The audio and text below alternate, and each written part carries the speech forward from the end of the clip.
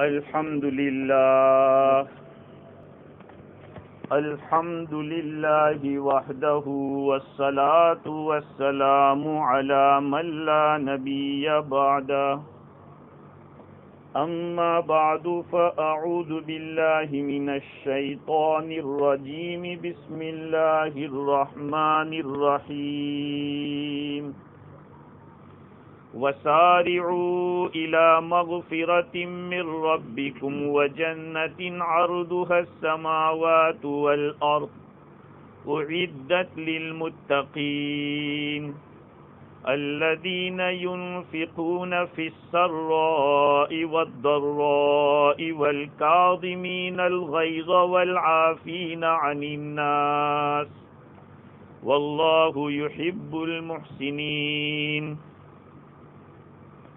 والذين إذا فعلوا فاحشة أو ظلموا أنفسهم ذكروا الله فاستغفروا لذنوبهم ومن يغفر الذنوب إلا الله ولم يصروا على ما فعلوا وهم يعلمون صدق الله العظيم. وعن علي رضي الله تعالى عنه قال قال رسول الله صلى الله عليه وسلم من اشتاق إلى الجنة ساع إلى الخيرات ومن أشفق من النار لها عن الشهوات ومن ترقب الموت هانت عليه اللذات ومن زهد في الدنيا هانت عليه المصيبات او كما قال عليه الصلاة والسلام. بزرگوں، پیارے بھائیوں، سننے والی خواتین، مائیں اور بہنیں، السلام علیکم ورحمۃ اللہ وبرکاتہ. بزرگوں، آج کی یہ مجلس دعائے مغفرت کی مجلس ہے، ایصال ثواب کی مجلس ہے. مرحومہ کے لیے دعا کرنا اور قرآن کی تلاوت کر کے اس کا ثواب پہنچانا، اس کی یہ مجلس ہے. اللہ رب العزت نے ہم لوگوں کو جو زندگی عطا فرمائی اور یہ دنیا کے اندر جو بھیجا ہے، یہ دنیا دار الاقامت نہیں ہے، یعنی پرمیننٹ لائف کی جگہ نہیں ہے. یہ ایک ٹیمپرری لائف کی جگہ ہے، یا یوں کہیے کہ یہ گزرگاہ ہے. آدمی راستے سے گزرتا ہے، وہاں ٹھہرتا نہیں ہے، اپنا کام کیا چلا آگے چلا. حضرت انسان اپنے اس دنیا میں آتے ہی سفر شروع کر دیتا ہے. کدھر؟ اللہ رب العزت تک. ہم سمجھ رہے ہیں کہ ہم بڑے ہو رہے ہیں، لیکن ہم چھوٹے ہو رہے ہیں. کیونکہ جب پیدا ہوئے تھے تو اللہ تعالیٰ نے جتنی عمر عطا فرمائی تھی اس میں سے ہم دن بدن روزانہ کٹنگ کرتے جا رہے ہیں. ایک دن، ہفتہ، مہینہ، سال، ایسے سال کم ہوتے ہوتے پھر زندگی ختم ہو جائے گی. یہ سب مرحلے ہیں، دن ہے، ہفتہ ہے، مہینہ ہے. اور یہ جو سفر کی جو مدت ہے وہی ہماری عمر ہے. اللہ تعالیٰ نے اس دنیا میں بھیجا ہم لوگوں کو. دنیا میں دونوں قسم کے منظر رکھے، جنت کے بھی مناظر رکھے اور جہنم کے بھی مناظر رکھے. آپ دیکھ رہے ہیں دنیا میں جنت کے مناظر، ماشاءاللہ اچھے اچھے باغات، اچھے اچھے پھل فروٹ ہم کو نظر آ رہے ہیں، پھول نظر آ رہے ہیں. خوبصورت جتنی چیزیں، بیوٹی والی چیزیں ہیں، وہ سب جنت سے تعلق رکھتی. اور جہنم والی چیزیں بھی ہیں، کانٹے دار درخت بھی ہے، گرمی بھی ہے، سخت قسم کی گرمی، سخت قسم کی ٹھنڈی. جہنم کے اندر صرف گرمی ہی کا عذاب نہیں ہوگا، بلکہ ٹھنڈی کا بھی عذاب ہوگا جس کو زمہریر کہتے ہیں۔ تو جنت اور جہنم اللہ تعالیٰ نے اس دنیا کے اندر مثالیں رکھی ہیں تاکہ ہم ان مثالوں کو دیکھ کر سبق لیں اور اس کے مطابق عمل کریں، کہ اگر ہم ایسی چیزوں کو جو جنت میں لے جانے والی ہے اس کو اپنائیں گے تو یہ دنیا کی جو میٹھی اور اچھی اچھی چیزیں، خوشگوار چیزیں نظر آ رہی ہے، اس سے بڑھیا چیزیں ملے گی جنت۔ اسی لیے قرآن مجید میں اللہ رب العزت نے جنت کا جہاں تذکرہ کیا وہاں یہ بات بتلائی کہ جنت والوں کو جب چیزیں دی جائے گی تو وہ کہیں گے ابھی تو ہم کو ایسا دیا تھا۔ تو دنیا میں جو چیزیں ہیں وہ صرف مثال ہے، جنت کی چیزوں کا کیا اس کا مقابلہ ہو سکتا ہے۔ ہمارے حضرت الاستاد مولانا سید ابرار احمد صاحب نور اللہ مرقدہ فرماتے تھے کہ اگر جنت کی ایک حور صرف ایسے دنیا کی طرف جھانک دے اور دنیا والے دیکھ لے تو دیکھتے ہی رہ جائے، بس بے ہوش ہو جائے۔ اللہ تعالیٰ نے اس مخلوق کو اس طرح بنایا ہے۔ تو دنیا کے اندر دونوں مناظر ہمیں اسی لیے دکھائے کہ اب آپ کی چوائس ہے، یہ جنت والے مناظر ہے، یہ جہنم والے مناظر ہے۔ اگر جنت والے اعمال کرو گے تو جنت ملے گی، اور اگر جہنم والے اعمال کرو گے تو جہنم ملے گی۔ اللہ تعالیٰ نے دعوت دی ہے مجھے اور آپ کو قرآن مجید کے اندر، وَسَارِعُوا إِلَى مَغْفِرَةٍ مِّن رَّبِّكُمْ وَجَنَّةٍ عَرْضُهَا السَّمَاوَاتُ وَالْأَرْضُ، تم لوگ دوڑو اپنے رب کی مغفرت کی طرف اور ایسی جنت کی طرف جس کی کشادگی آسمان و زمین کے برابر ہے۔ کشادگی لمبائی زیادہ ہوتی ہے، چوڑائی کے مقابلے میں لمبائی زیادہ ہوتی ہے۔ جب جس کی چوڑائی آسمان و زمین کے برابر ہوگی تو لمبائی کا کیا ٹھکانہ ہوگا؟ لمبائی کتنی ہوگی جنت کی؟ اللہ نے تو چوڑائی بتلائی، اور آگے کیا فرماتے کس کے لیے تیار کی گئی؟ اعدت للمتقین، پرہیزگاروں کے لیے تیار کی گئی جنت۔ میرے بھائیوں، جنت بھی تیار ہے، جہنم بھی تیار ہے، کیونکہ قرآن میں جو الفاظ ہے وہ بتلا رہے ہیں اعدت للمتقین۔ جہنم کے لیے فرمایا اعدت للکافرین، اللہ کے انکار کرنے والوں کے لیے وہ تیار ہے۔ مطلب یہ ہے کہ پریپیئرڈ، اب ہمیں عمل کر کے صرف انٹری کرنا ہے۔ ہاں، ہمیں عمل کرنا ہے۔ قرآن کہتا ہے کہ اللہ تعالیٰ نے مجھے اور آپ کو خرید لیا ہے، ہم سب بکے ہوئے ہیں اللہ کے سامنے۔ ان اللہ اشتری من المؤمنین انفسهم واموالهم بان لهم الجنہ، بے شک اللہ تعالیٰ نے خرید لیا ہے ایمان والوں سے ان کی جانوں کو اور ان کے مال کو، اس بدلے میں کہ ان کے لیے جنت ہوگی۔ تو میں اور آپ سب بک چکے ہیں، کہ میں خاموں کا یوں کہتا ہوں کہ میری جان اور میرا مال، میں غلط کہہ رہا ہوں، کیونکہ یہ سب بک چکا ہے۔ اور ہمارے جس کے ساتھ سودا ہوا ہے اللہ کے رسول نے دیکھ لیا ہے صلی اللہ علیہ وسلم، حضور نے جنت دیکھ لی ہے۔ روایات میں حضور نماز پڑھا رہے تھے، آگے بڑھ رہے ہیں پیچھے ہو رہے ہیں، آگے بڑھ رہے ہیں نماز میں پیچھے ہو رہے۔ صحابہ نے پوچھا کہ حضور کچھ عجیب دیکھا آج تو، کیا ہم نماز میں آگے پیچھے ہو رہے؟ کہا جنت کا خوشہ، انگور کا خوشہ نظر آ گیا تھا، میرے دل میں آ کے توڑ کے رکھ دوں، اگر توڑ لیتا تو قیامت تک اس میں سے تم کھاتے رہتے۔ تو میرے عزیزو، اللہ رب العزت نے جنت کو بھی تیار کر رکھا ہے اور جہنم کو بھی تیار کر رکھا ہے۔ جنت اللہ کی رحمت کی جگہ ہے اور جہنم اللہ کی ناراضگی اور اللہ کے غصے کی جگہ ہے، اور اس کا غصہ کون برداشت کر سکتا ہے؟ قیامت کے منظر میں سارے نبی بھی کہیں گے کہ نفسی نفسی نفسی نفسی، اللہ اتنا اس وقت غضبناک ہوگا۔ لیکن میرے بھائیو، اللہ تعالیٰ نے مجھے اور آپ کو روایات سے پتہ چلتا ہے کہ جنت مانگنے کا حکم دیا ہے، جہنم سے پناہ مانگنے کا حکم دیا۔ روایات میں آتا ہے حضور اکرم صلی اللہ علیہ وسلم نے ارشاد فرمایا کہ جو آدمی فجر کی نماز کے بعد اور مغرب کی نماز کے بعد اللہم اجیرنی من النار، اللہم اجیرنی من النار پڑھے گا، اللہ تعالیٰ اس کو جہنم سے پناہ عطا فرمائے۔ کتنا سستا سودا ہے، اللہم اجیرنی من النار، اتنی سی چھوٹی سی دعا ہے، فجر کے بعد اور مغرب کے بعد ٹائم بتایا گیا، ان 2 وقتوں میں پڑھ لیا کرو 7 مرتبہ، اللہ تعالیٰ پناہ عطا فرمائے گا جہنم سے۔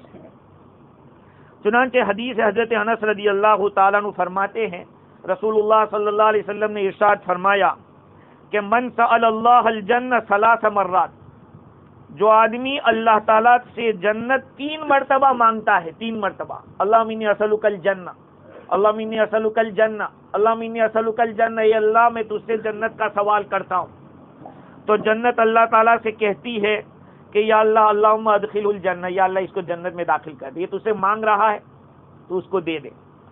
اور آگے فرمائے کہ ومن استجار من النار 3 مرات، اور جو آدمی 3 مرتبہ جہنم سے پناہ مانگے گا، جہنم اللہ تعالیٰ سے کہتی ہے اللہم اجیرہ من النار، اے اللہ تو اس کو جہنم سے پناہ عطا فرما، اے اللہ تو اس کو جہنم سے پناہ عطا فرما۔ اب دیکھیے میرے بھائیوں، جنت اور جہنم ہمارے اوپر ہے، ہمیں کہاں جانا ہے، یہ ہمیں چوائس، کیونکہ روایات میں سب چیزیں کھل کر بتلائی گئی۔ جیسے میں نے خطبے میں ایک روایت پڑھی، بیہقی کی روایت ہے، حضرت علی رضی اللہ تعالیٰ عنہ اس روایت کے راوی ہے، آقا صلی اللہ علیہ وسلم نے ارشاد فرمایا من اشتاق الی الجنہ سار الی الخیرات، جو آدمی جنت کا مشتاق ہوگا، جس کو شوق ہوگا جنت کا، وہ بھلائیوں کی طرف آگے بڑھے گا۔ ہم تو جنت چاہتے ہیں کہ ہم جنت میں جائیں، لیکن ہمارے اعمال کیسے؟ بھائی جننے والی میں زور نہ ہو تو دایا کتنا زور لگاوے، خود کو بھی تو کچھ کرنا پڑے گا۔ ہم یہ کہیں کہ اللہ بڑی رحمت والا ہے، ہاں، لیکن اس نے قرآن میں کہا ہے کہ کس سے اس کی رحمت قریب ہے، ان رحمت اللہ قریب من المحسنین، اللہ تعالیٰ کی رحمت قریب ہے نیک اعمال کرنے والوں کے، نیکیاں کرنی پڑے گی۔ یہ مت سمجھو کہ نیکیاں نہیں کرے گی اور جنت مل جائے گی، ہاں یہ بات ہے کہ عمل سے ہی جنت ملے گی ایسا نہیں، وہ تو اس کے فضل سے ملے گی، لیکن فضل بھی ملے گا کیسے؟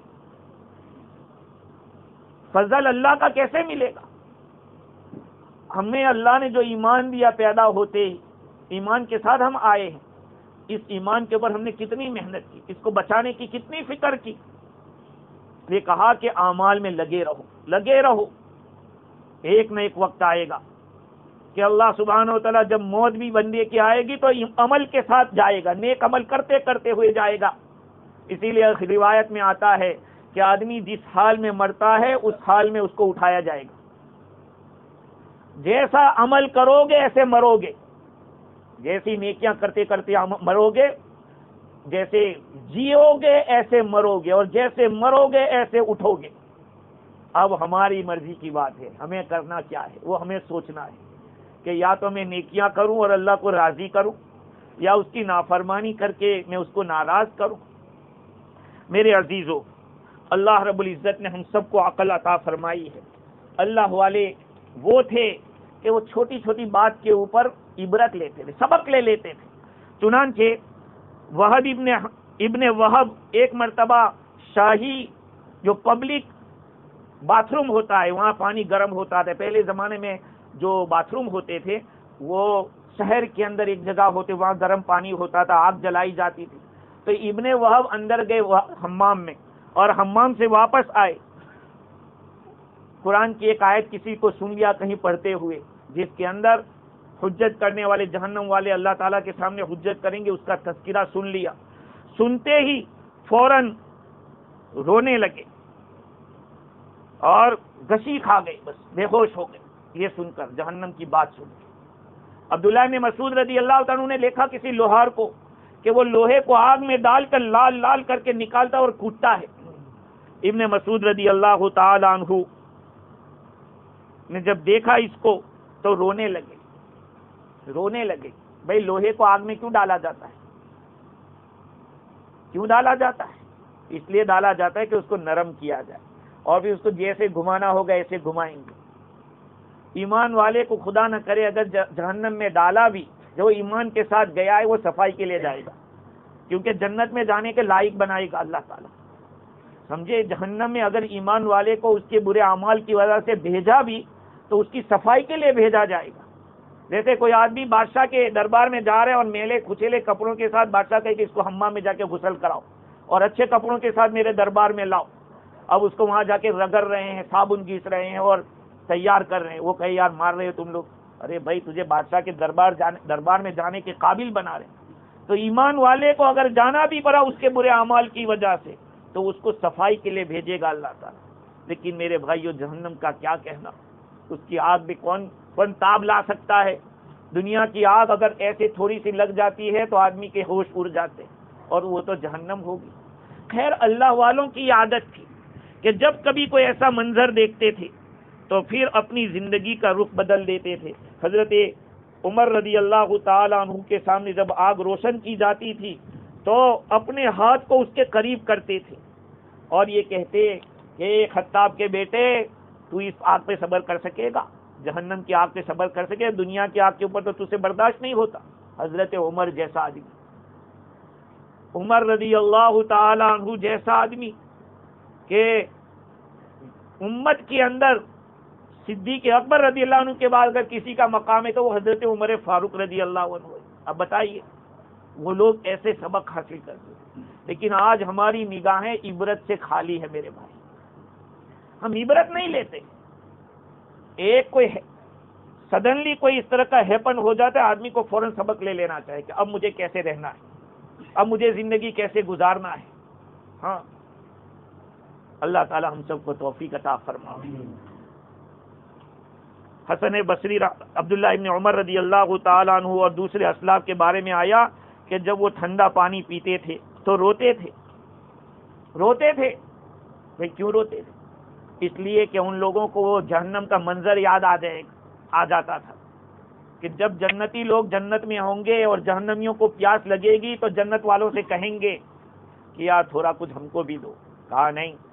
وَنَادَى أَصْحَابُ النَّارِ أَصْحَابَ الْجَنَّةِ أَنْ أَفِيدُوا عَلَيْنَا مِنَ الْمَاءِ أَوْ مِمَّا رَزَقَكُمُ اللَّهُ قَالُوا إِنَّ اللَّهَ حَرَّمَهُمَا عَلَى الْكَافِرِينَ. جہنم والے جنت والوں کو پکاریں گے اور کہیں گے کہ تھوڑا پانی بہاؤ ہماری طرف، یا خدا نے تمہیں جو نعمتیں دی ہے اس میں سے کچھ ہمیں بھی دے دو. وہ کہیں گے ان اللہ حرمہما، بے شک اللہ تعالیٰ نے یہ تمام چیزیں تمہارے اوپر حرام کر دی ہے. جو خدا کا انکار کرتے کہا نہیں ملے گا، یہ اللہ تعالیٰ نے تم پر حرام کر رکھا. کہا وہ منظر یاد آ جاتا تھا کہ یہاں دنیا میں ہم ٹھنڈے پانی پی رہے ہیں. میرے بھائیو کبھی تو سوچو، منہ میں اگر ہمارے منہ میں گرم چائے چلی جاوے تو یہ سوچ لیں کہ جہنم والوں کو تو کھولتا ہوا پانی دیا جائے گا، یہ گرم جو میٹھی چیز ہے وہ ہم سے برداشت نہیں ہوگی، وہاں کیا حال ہوگا. اللہ سے پناہ مانگے. ایسے موقع پہ فوراً اللہ سے کہ یا اللہ تو جہنم سے بچانا، اپنے فضل سے جنت عطا فرمانا. یہ مانگتے رہو میرے بھائیوں. ہماری زندگی میں ہر وقت ہمارا کنیکشن اللہ سے ہونا چاہیے، اللہ کے ساتھ. مجھے ابھی ایک روایت یاد آئی کہ حضور اکرم صلی اللہ علیہ وسلم جب معراج میں تشریف لے گئے تو آپ نے دیکھا کہ ایک آدمی عرش کے پاس نور میں ڈوبا ہوا ہے، عرش الہی کے نور میں ڈوبا ہوا ہے. حضور نے فرمایا کہ کون سا فرشتہ ہے؟ کہا یہ فرشتہ نہیں ہے. کہا کوئی نبی ہے؟ کہا نبی بھی نہیں، یہ ایک مسلمان ہے جو اپنی زندگی میں اس کی زبان ہمیشہ اللہ کے ذکر سے تر و تازہ رہتی تھی، ہمیشہ ذکر میں رہتا تھا. ہمارے تو اللہ معاف کرے غفلتوں میں ہم لوگ میرے بھائیوں ڈوبے ہوئے. کاش کہ ذکر اللہ ہمارے اندر، اللہ کا ذکر ہر وقت، اللہ سبحان اللہ الحمدللہ ہر حال میں ہونا چاہیے. آدمی بیٹھا ہے، کھڑا ہو گیا بسم اللہ، بیٹھ گیا الحمدللہ، کوئی تکلیف پہنچی انا للہ، کوئی تعجب والی چیز دیکھی سبحان اللہ. ہر وقت صبح ایسی طرح کی تسبیحات ہونی چاہیے. خیر میرے عزیزو،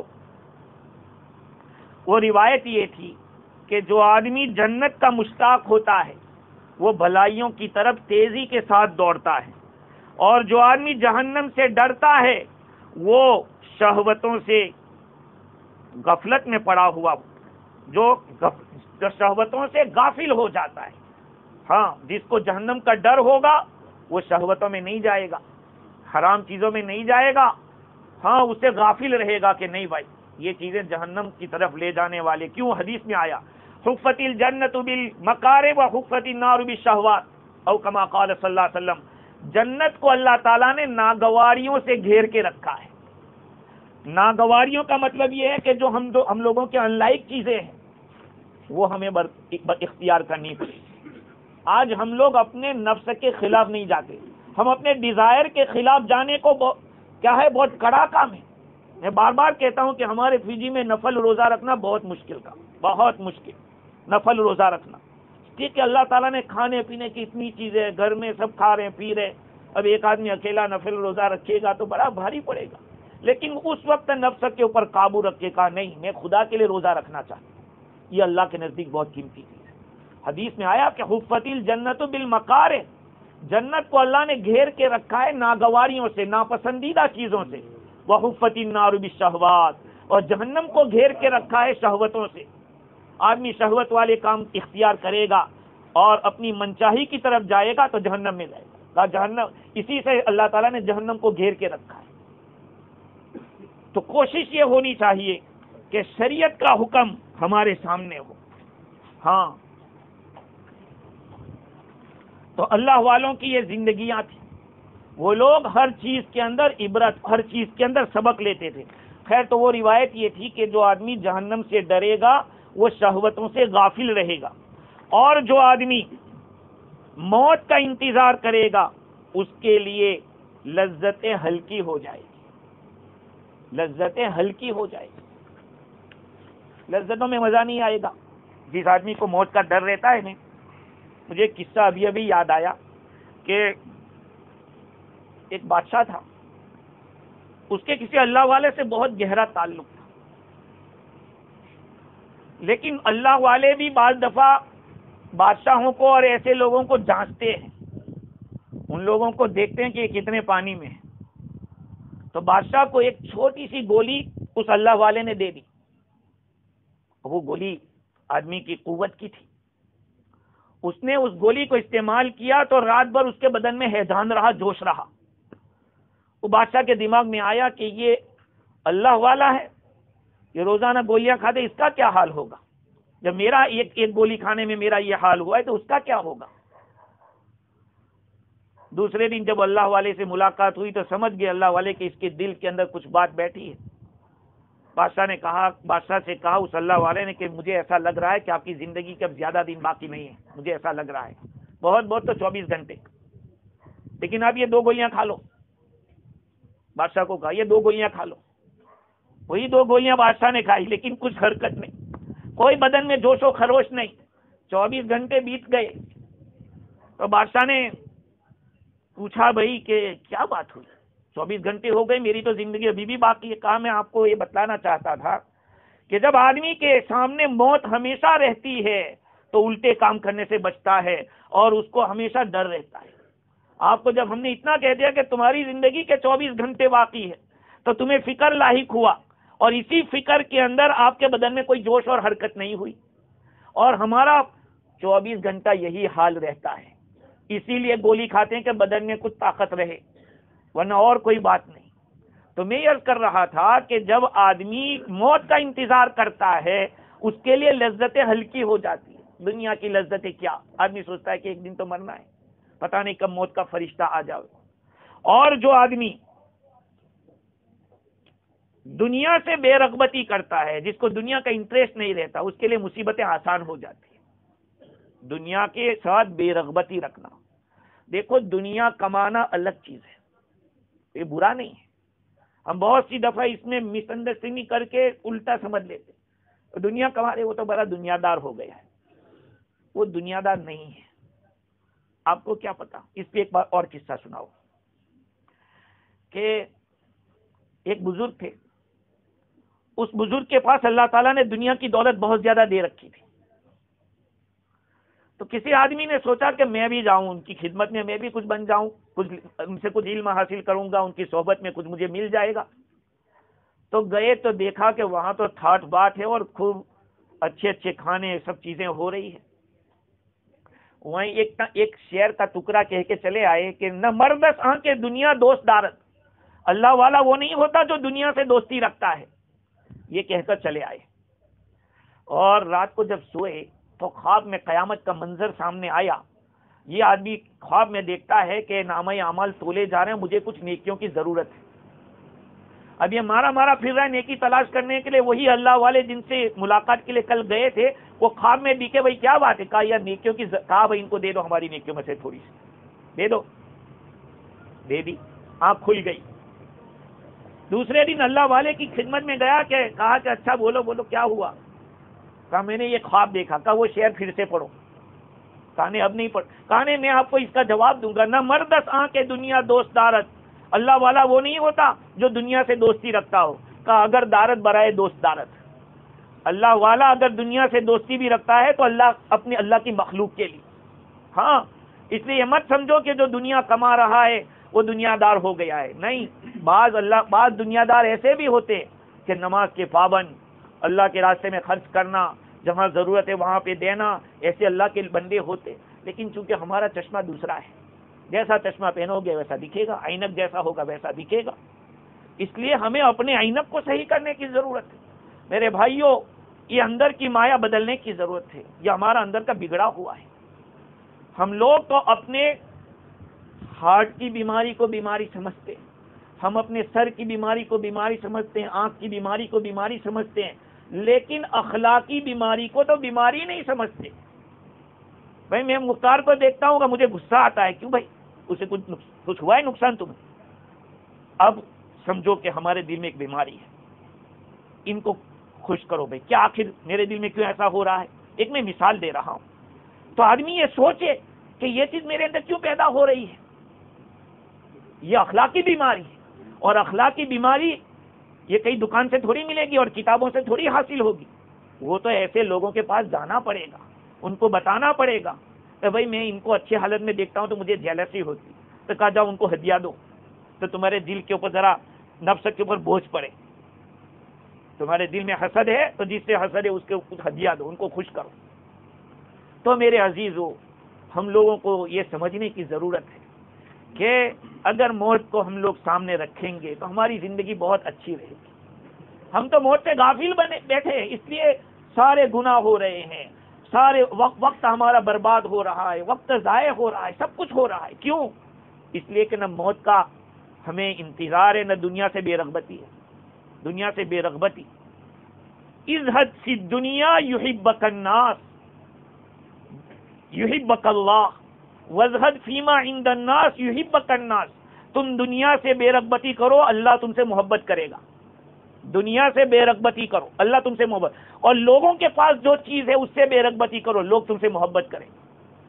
اگر کوئی آدمی ہمیشہ ہی کسی سے ڈھونڈتا رہتا ہو، ارے یہ بات چھوڑو، اس کے ساتھ جب بھی ہو تو کچھ نہ کچھ مانگنے کی بات کرتا ہے، اس کو چھوڑو، اس کی باتیں بند کرو. لیکن آپ سوچو کہ بھائی ہمیں کوئی ضرورت نہیں تمہارے مال کی، تمہاری دولت کی، تمہاری عزت کی ہمیں کوئی ضرورت نہیں، تو لوگ اس کو کہیں گے آئیے تشریف لائیے. یہ دنیا کا دستور ہے.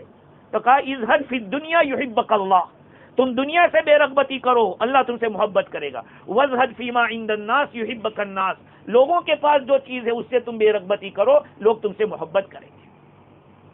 اور میرے عزیزو، ان لوگوں نے پہلے زمانے کے جو بادشاہ بھی تھے نا، وہ صرف بادشاہت نہیں کرتے تھے. مسلمان بادشاہوں کی زندگیاں آپ پڑھیں تو آپ کو پتا چلے گا کہ ان لوگوں نے دنیا رہتے ہوئے بھی کیا کمال کیا. محمود غزنوی رحمت اللہ علیہ کا نام آپ نے سنا ہوگا. ان کے والد امیر سبکتگین تھے. امیر سبکتگین، انہوں نے اپنی زندگی میں ایک حدیث کو ہر جگہ کے اوپر سامنے رکھا. یہ نیشاپور میں رہنے والے تھے امیر سبکتگین.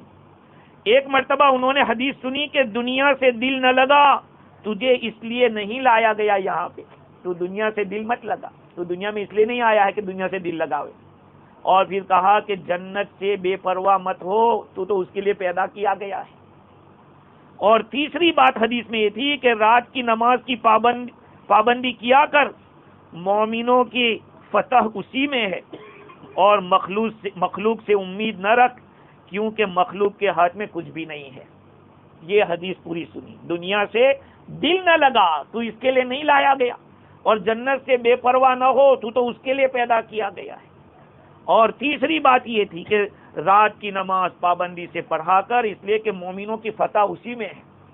اور لوگوں سے امید مت رکھ, اس لیے کہ لوگوں سے کچھ ہوتا نہیں ہے. یہ حدیث ہر وقت جب کبھی جنگ ہوتی رات کو بس وہی کام کرتے.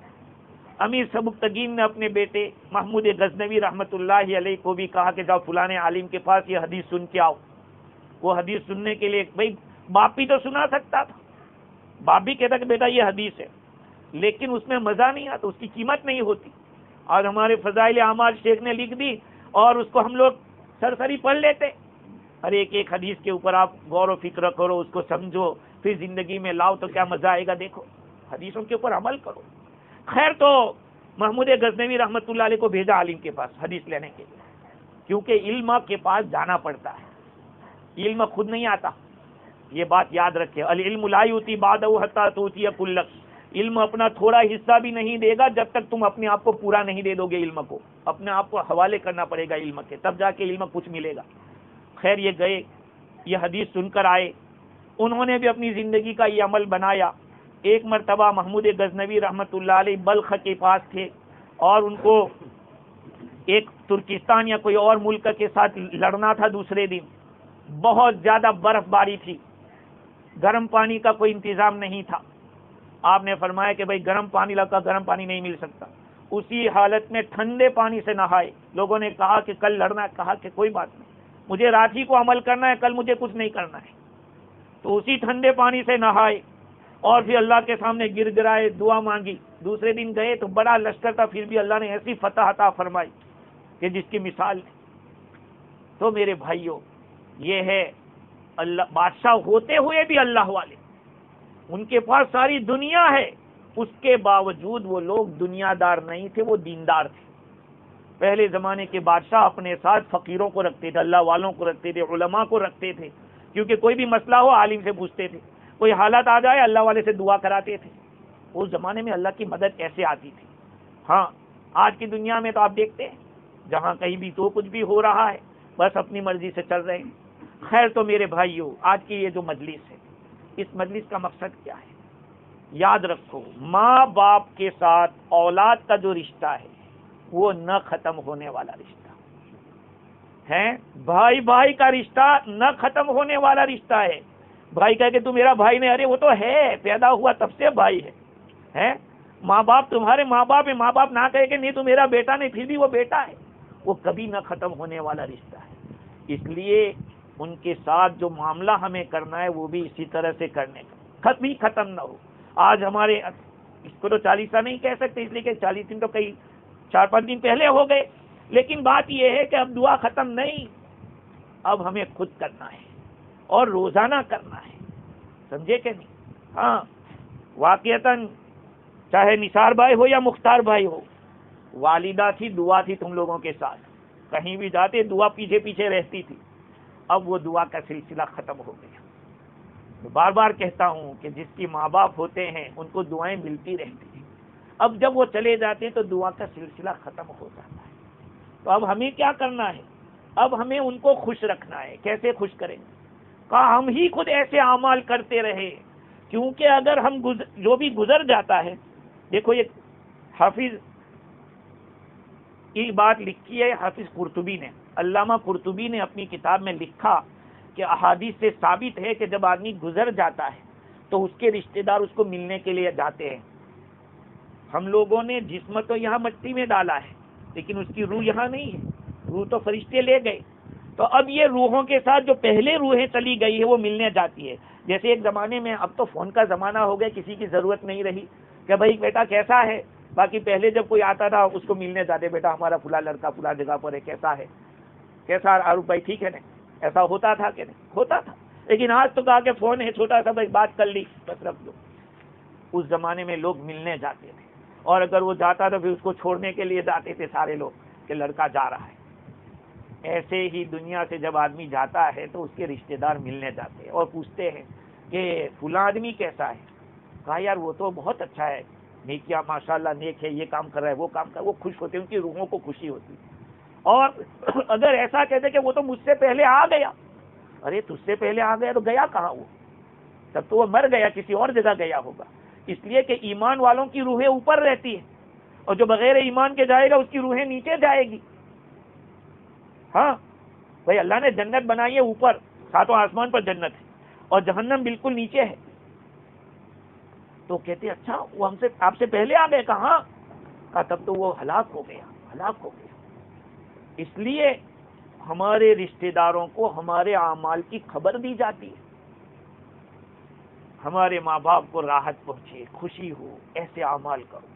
یاد رکھو، ہم جو نیکیاں کریں گے اس کا ثواب تو ہمیں ملے گا ہی، لیکن اگر ہم نے ایصال ثواب کے کام کیے، پہلی بات تو یہ ہے کہ ہر بچہ اپنے ماں باپ کے لیے دعا کرے. 5 ٹائم خدا تعالیٰ کی عبادت 5 ٹائم کرتے ہیں، 5 نماز میں، تو ہم 5 ٹائم دعا کریں اپنے والدین کے لیے. کتنے گھنٹے؟ 2 گھنٹے نہیں، صرف 5 منٹ. میں تو کہتا ہوں 2 ہی منٹ، زیادہ نہیں. قل هو اللہ احد کی سورت کو 3 مرتبہ پڑھنے میں کتنا ٹائم جاتا ہے؟ 1 منٹ بھی نہیں. آپ نے پڑھا، خدا سے کہا یا اللہ یہ میں نے پڑھا ہے، اس کا ثواب میرے ابا اماں کو پہنچا.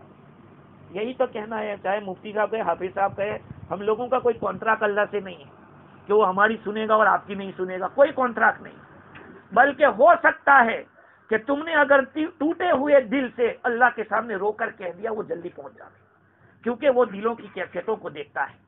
اس لیے آپ خود کام کریں، ثواب پہنچے گا. آپ نے مسجد میں $10 ڈالے اور آپ نے تو جیب سے ڈالے ہیں، آپ کو تو ثواب ملے گا. لیکن آپ نے نیت کی کہ یا اللہ اس کا ثواب میرے ابا کو ملے، میری اماں کو ملے، تو آپ کو تو ملے گا، ان کو بھی ملے گا. اللہ کے یہاں کوئی کمی نہیں ہے. آپ کی نیتوں میں کشادگی ہونی چاہیے، کشادگی ہونی چاہیے. سورہ یاسین قل هو اللہ 3 مرتبہ پڑھنے سے 1 قرآن کا ثواب. سورہ یاسین شریف 1 مرتبہ پڑھو 10 قرآن کا ثواب. اب صبح شام آپ پڑھتے رہو یاسین. دیکھو کمی ہماری سوچ میں، ہماری مانگ میں، خدا کے یہاں کوئی کمی نہیں. آپ سورہ یاسین کیا سمجھتے ہو؟ مجھے ایک بات یاد آئی کہ نظام الدین بستی رحمت اللہ علیہ ایک بہت بڑے بزرگ تھے. وہ بیمار ہو گئے، ایسے بیمار ہو گئے کہ لوگوں نے یہ سمجھا کہ یہ گئے، تو غسل دے کر، کفن دے کر، نماز پڑھ کے دفن کر دیا. اب قبر کے اندر جب بدن گرم ہوا تو ان کی روح جو سکر گئی تھی وہ بیدار ہوئی. اس بیماری کو سکتے کی بیماری کہتے ہیں. سکتا، اس میں کیا ہوتا ہے کہ جو ابھی ہمارے بدن میں روح پھیلی ہوئی ہے، ایسے پورے بدن میں پھیلی ہوئی ہے، اسی لیے جہاں ایسا کرو گے وہاں احساس ہوگا. لیکن یہ روح جب سکر کر دل میں آ جاتی ہے تو پورا بدن بے ہوش، بالکل یہ کہ حرکت نہیں. لوگ یہ سمجھے کہ گزر گئے تو دفن کر دیا.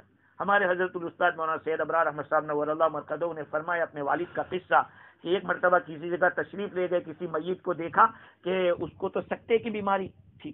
آپ نے یہ کلمے کی انگلی دی. یاد رکھو یہ کلمے کی جو انگلی ہے اس کا اس کے ساتھ کنیکشن ہے، دل کے ساتھ. اسی لیے تو کلمہ شہادت پڑھتے تھے، اس کو ہلاتے ہیں. تو کلمہ تو یہاں ہے لیکن ان دونوں کا کنیکشن ہے. اور جب انگلی کا اشہدو اللہ بولتا ہے، دل کے ساتھ بھی اس کا کنیکشن. تو حضرت نے، ان کے والد صاحب نے یہ کلمے کی انگلی کو ذرا دبایا اور سوئی یا کوئی چیز بھونکی ادھر، وہ بیدار ہو گئے، سے بیٹھ گیا، کیونکہ روح اندر سکر گئی تھی. تو یہ سکتے کی بیماری ہے. یہ بزرگ بھی رات کو جب سوئے، دفن کر دیا اور رات کو بدن میں گرمی آئی، وہ دیکھا کہ یار میں تو بند ہوں، کہاں جاؤں. ان کو ذہن میں آیا کہ ایک عمل ہے کہ جو آدمی 40 مرتبہ سورہ یاسین کو پڑھے گا، چاہے کیسی ہی مصیبت میں کیوں پھنسا نہ ہو، اللہ تعالیٰ اس کو ضرور سے نجات دے گا. انہوں نے پڑھنا شروع کیا، 39 مرتبہ پڑھ گئے. اب 40 والا باقی تھا. اتنے میں اوپر سے کچھ آواز سنائی دی کہ کوئی آدمی کھود کریت کر رہا ہے، اور وہ تھا کفن چور، کفن کی چوری کرنے والا. یہ کھودتے کھودتے نیچے گیا، لیکن جب حضرت ایسے بیٹھ گئے تو وہ تو وہیں پہ مر گیا. وہ مر گئے، یہ زندہ ہو گئے. دیکھا کہ رات کا وقت ہے، اگر ابھی میں جاؤں گا تو لوگ کیا کریں گے. صبح ہوتے ہوتے یہ کہتے ہوئے گئے کہ بھائی میں نظام الدین بستی ہوں، تم لوگوں نے مجھے ایسے ہی دفن کر، میں تو زندہ ہوں، میں مرا نہیں تھا، تم لوگوں نے ایسے ہی مجھے دفن کر دیا تھا. پھر ان کی زندگی رہی، بعد میں بھی وہ زندہ رہے. تو یہ ایک سکتے کی بیماری اللہ تعالیٰ نے سورہ یاسین کی برکت سے ان کو کیسے نکالا، کہاں سے نکالا. میرے بھائیو، قرآن مجید وہ ایک ایسی طاقت ہے. آج ہم نے اس قرآن کو سائڈ پہ رکھ دیا اور ہم نے یہ سمجھ لیا کہ وہ تو کوئی پڑھ لے گا، بچے آئیں گے مدرسے کے وہ پڑھ لیں گے، حافظ صاحب پڑھ لیں گے، مولانا صاحب پڑھ لیں گے. نہیں، آپ اپنی اولاد کو قرآن سکھاؤ. دادا ہے تو پوتے کو سکھاؤ کہ یہ پوتے کو قرآن سیکھ پڑھے گا تو مجھے پڑھ کے بخشے گا. اس کو فائدہ بعد میں ہوگا، دادا کو پہلے فائدہ ہوگا. اپنی اولاد کو نماز کی تلقین کرو کہ بھائی چلو نماز کے لیے آتے ہیں. الحمدللہ بہت سارے لوگ اپنی اولاد کو لے کر آتے ہیں. تو ہمارے ماں باپ کو راحت کیسے پہنچے گی؟ ایک تو ہم ان کو پڑھ پڑھ کر بخشیں، کچھ بھی ثواب کے کام کر کے اللہ سے کہے یا اللہ اس کا ثواب میرے ماں باپ کو دے دینا، ہوگا. دوسری بات، قرآن کی تلاوت. ان کو بھی خوشی ہوگی، چلو میرا بیٹا بھی تو کچھ پڑھ کے مجھے دے رہا ہے، یا میرا بیٹا نیکی کے اوپر آ گیا ہے. یہ سب باتیں ان کو خوش کرے گی.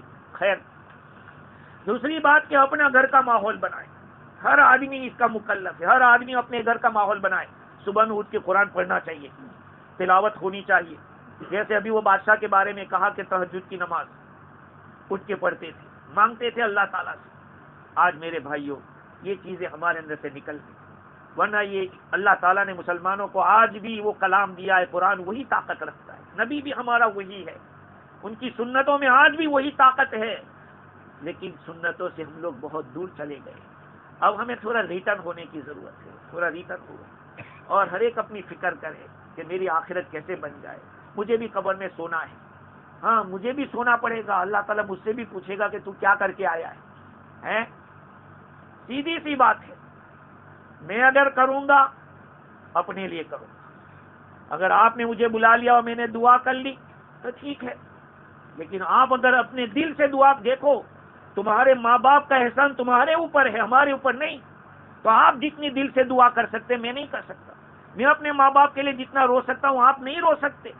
اس لیے ہر اولاد اپنے ماں باپ کے لیے دعا کرے. تندرست اگر زندہ ہے تو تندرستی کی دعا کریں. اور دوسری بات کہ ماں باپ کے جو رشتہ دار زندہ ہیں، ان کے دوست و احباب جن سے ان کا تعلق تھا، ان کے ساتھ بھی اچھا سلوک کرنا یہ ماں باپ کے حقوق میں سے ہے. ہر جمعہ کے دن روایت میں آیا کہ جو لڑکا اپنے ماں باپ جو گزر گئے ہیں دونوں یا دونوں میں سے ایک، ان کی اگر جمعہ کے دن وہ زیارت کرے گا قبر کی، اس کی مغفرت ہوگی اور اس کو فرما بردار لکھا جائے گا کہ یہ فرما بردار لڑکا ہے. ہوتا ہمارا یہ ہے کہ گزر جاتے ہیں، کچھ دنوں تک تو یاد کرتے ہیں، پھر اللہ اللہ خیر صلی اللہ، 40 دن، پھر 6 مہینے، پھر سال، پھر خدا حافظ. نہیں میرے بھائیو، ماں باپ کا رشتہ کبھی ختم نہ ہونے والا رشتہ ہے. بھائی بھائیوں کا رشتہ بھی کبھی ختم نہ ہونے والا رشتہ ہے. اس لیے اس کو معمول بنا لیں، اپنی زندگی کے اندر اس کو ڈال لیں کہ یہ چیز ہمیں کرنی ہے. ہاں، ہم محفلوں کے پابند نہیں، مجلسوں کے پابند نہیں، ہم اپنے طور پر تنہائی میں ہمارا خدا سے تعلق ہے. بس چل رہا ہے، آپ سوئے ہوئے بستر میں آنکھ کھل گئی، سب سوئے لیکن آپ اور خدا تو جاگتا ہے، اس کو کبھی نیند نہیں آتی. وہ ہمیں سلاتا ہے لیکن وہ سوتا نہیں ہے.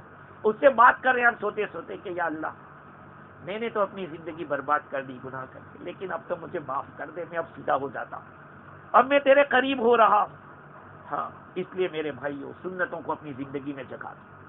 اپنے ہر اعتبار سے لباس ہو، طور و طریق ہو، ساری چیزوں میں سادگی لے آؤ. لوگ کہتے رہتے مہنگائی بڑھ گئی، مہنگائی بڑھی، لیکن ہمارے خرچے بھی تو بڑھ گئے ہیں. اسے اللہ والے سے کہا حضرت دعا کیجیے کہ سستا ہو جاوے. سب تک کہا کہ استعمال کم کر دیجیے. کیا کہا؟ استعمال کم کر دیجیے تو سب ٹھیک ہو جائے گا. اللہ تعالی ہماری اس اٹھنے بیٹھنے کو قبول فرماوے اور ہمارے مرحومہ کی اللہ تعالیٰ کروٹ کروٹ مغفرت فرماوے، جنت الفردوس عطا فرماوے. اور جن لوگوں نے جو کچھ بھی پڑھا ہے وہ نیت کر لیں، اللہ تعالیٰ اس کا پورا پورا ثواب ان کو پہنچائے. اور ہم سب کو اللہ تعالیٰ اپنے ماں باپ، اپنے رشتہ داروں کے حقوق کو ادا کرنے کی توفیق عطا فرماوے. این دعا ازمن و جملہ جہاں امین. بعد واخر دعوانا الحمدللہ رب